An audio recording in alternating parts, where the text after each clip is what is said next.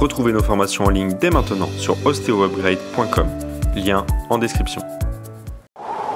Là, cette fois-ci, pareil, on a mis des capteurs de pression au niveau lombaire et sur une manipulation en side posture, donc un peu style lumbar roll aussi. Pareil, la pression à l'intérieur du disque en kilopascal augmente énormément pendant le thrust, mais diminue ensuite et après dans un deuxième temps, donc en secondes, là on voit que c'est en secondes, à partir de 6-7 secondes, ça commence à diminuer. La pression discale diminue comparée à l'original. Donc, il y a finalement une diminution de la pression du disque intervertébral post-manipulation. Une augmentation brève lors de l'impulsion, ce qui est logique, mais ensuite, ça redescend et ça diminue par rapport au niveau d'avant.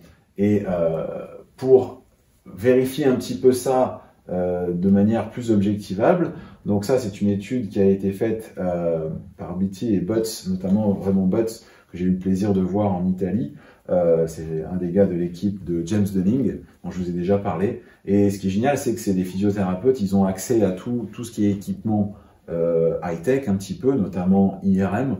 Et ils se sont amusés un petit peu. Ils ont mis des sujets donc en side posture, donc sur le côté. Alors là, même pas spécifique. Hein, on fait braque d'un côté, braque de l'autre, et on passe à l'IRM.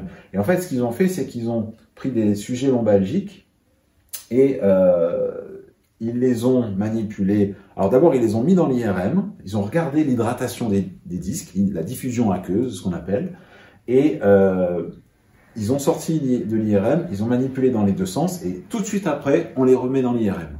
Donc il y a une mesure avant, et tout de suite après la manipulation. Donc très très intéressant d'objectiver ça.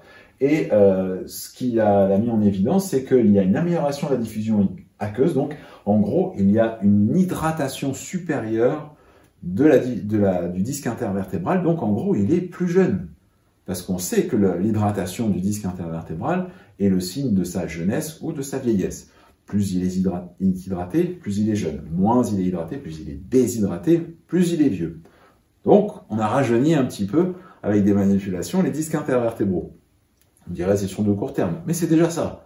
Donc le gars qui va vous dire « Ouais, vous faites des hernies discales », on va en reparler, mais vous voyez que c'est très loin d'être le cas quand même. Donc finalement, ça améliore la diffusion aqueuse des disques, ça améliore Alors, très intéressant, c'est que, là je ne l'ai pas marqué, mais ce qu'ils ont remarqué dans cette étude, c'est que tout de suite après, ceux qui avaient la plus grosse, comme c'était tous des patients lombalgiques, ceux qui avaient la plus grosse amélioration de la diffusion aqueuse, parallèlement, c'était corrélé avec la meilleure amélioration des lombalgies post-manipulation.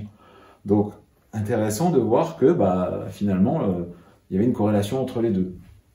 Corrélation pour l'instant, c'est tout, mais c'est intéressant de le noter.